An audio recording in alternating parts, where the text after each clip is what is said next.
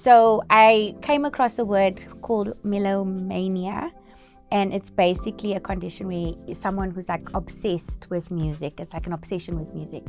And since everyone calls me Manny already, I just took the A off melomania and it became Melomani. So yeah, that's me.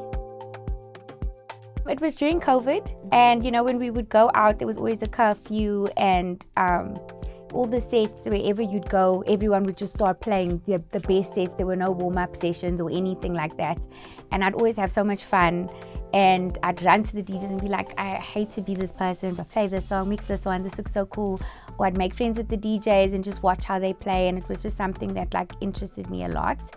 So I bought a controller, and I just thought, hey, let me just learn how to DJ, because everybody's doing something at home, so I might as well learn how to play. And it was just purely a hobby. And then I heard about the DJ lessons. I don't know how, but I just came across it, and yeah, I just started attending the lessons and learning how to DJ, and the rest is history. I like funky, soulful house music. I like listening to old school songs as well, because it's very nostalgic. So I was like, okay, I want to play the types of the type of music that I really like and that I enjoy. And you'd like hardly hear old school, funky, groovy, retro sounds anymore. Everyone just goes with the trends. And I think Amapiano was like trending like around that time. So I just wanted to do something different. I remember I actually got my first 10 songs from Basement. And he told me, here's old school, here's 10 songs, there's your homework, go learn how to mix all these songs together. Usually on radio, I pre-record all my sets, and then you just send the set through to the host of the show, and then they play it. So it's so nice because there's no pressure, and I can literally record a set 10 times because I'm a perfectionist for some reason. So it's always nice to know that the pressure's off, they receive the mix. It's going to play when it plays, and you know that what you're sending through, you're really proud of, and it's perfect. There's no room for error, and yeah, I enjoy pre-mixing a lot more. So I get to also enjoy my set as well when I listen to it on the radio. I get to enjoy myself on the radio for a change, instead of like after I'm done, how is it? No.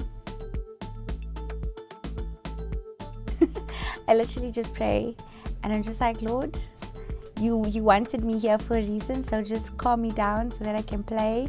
And yeah, I usually just pray, maybe a shot of tequila, I don't know, for the nerves. But yeah, I don't really drink anymore, but yeah, I pray a lot before a set. The lessons were really fun. It was interesting to see everybody else's reasonings for joining and why they wanted to become DJs. And I think I was the only one who came for fun. It was like, Basement asked us, why are you here? Why do you want to be a DJ? Everyone had money, fame, I want this, I want that. And I'm like, I just want to have fun. I'm just here for vibes. I'm just here for the vibes. And I enjoyed it thoroughly, because I got to enjoy the music that I play in a different way, and not just hear it, but now I'm counting beats. Now I'm like, oh, this song could sound nice, like going into that, and just being experimental and having fun with it, even though I was very serious in the beginning, because I wanted to start my first lesson. I wanted to be world famous DJ the minute I started, and it wasn't that easy. It was very stressful, and there were times where I'm just like, I can't do this. But then you also, when you start watching somebody else have fun, like, okay, I want to come back, I want to have fun. It was a little slow when it comes to gigs, because when you just starting out as a DJ, nobody knows if you can do it. But there were a few people that gave me a chance, even though it was an opening set.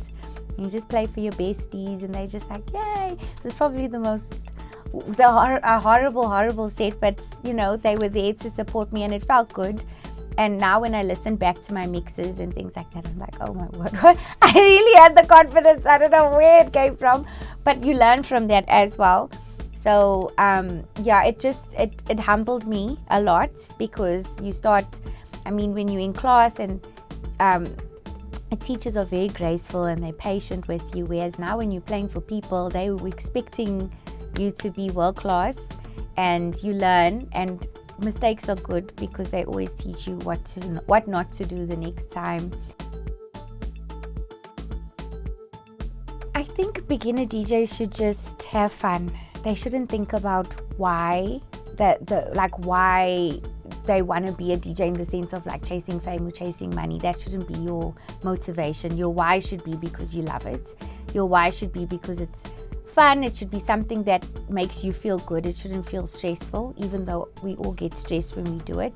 It shouldn't become work. It should just become something that's enjoyable to you. Or else when you put too much pressure on yourself, then you tend to not want to do something. Advice also is practice, a lot of practice, a lot of networking.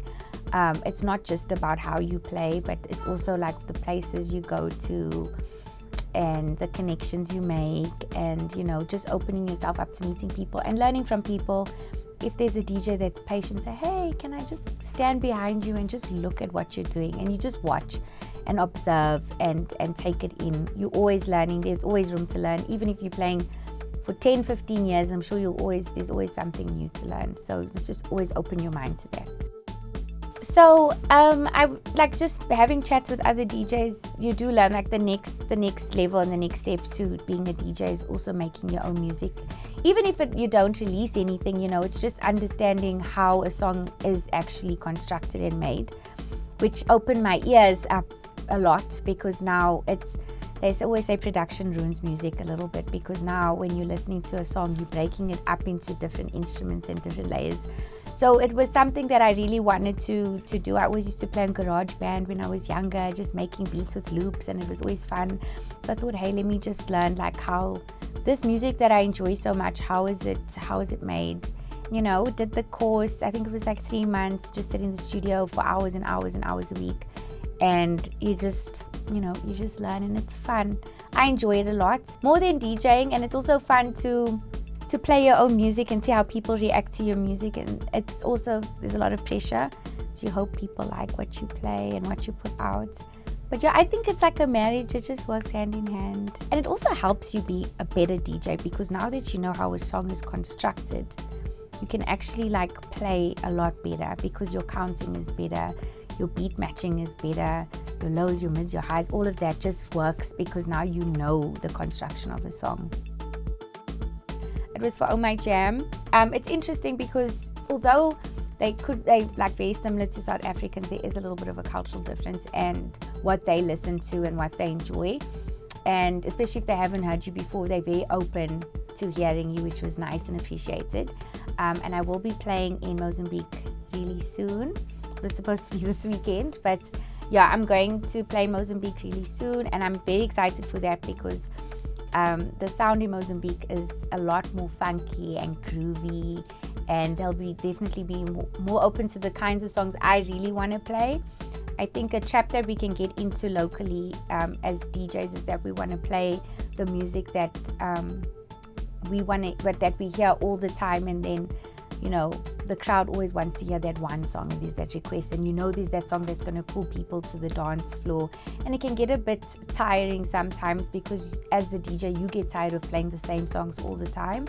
But then it's nice when you go out of the country or into a different city, because they have a different way of listening to music and a different sound and what they like. So it allows you to also be a little bit more creative and play the music you really want to try out, but then maybe the old ears are like a bit hesitant about new music. So they're just expecting the unexpected, which is great, because then you can just show them what you really want to play and how you really are as a DJ.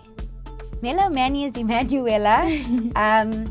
She's an influencer marketing strategist, so I am in the world of influencer marketing, and I just work very closely with brands and influencers and come up with very fun and exciting influencer campaigns, mostly in the beauty space and recently into sports. I've been doing campaigns for SA Rugby, the Premier League, so it's very interesting. So that is the daytime job.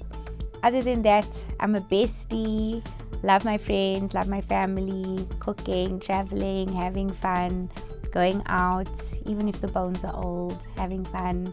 Going to festivals. I love festivals. Love to play at a festival, but I enjoy going out, and also I want to separate being a DJ also from just being a person, because then it starts to feel like work all the time. So it's nice to just be part of the crowd and no one knows who you are, and you're just an unknown there enjoying the music for what it is and fanning over your favorite DJs and just, having fun. Top 3, I can give you my favorite because I don't wanna rank anyone, but I think my favorite DJ is DJ Kent. I grew up listening to him, the Ulti Mix at 6 on 5FM.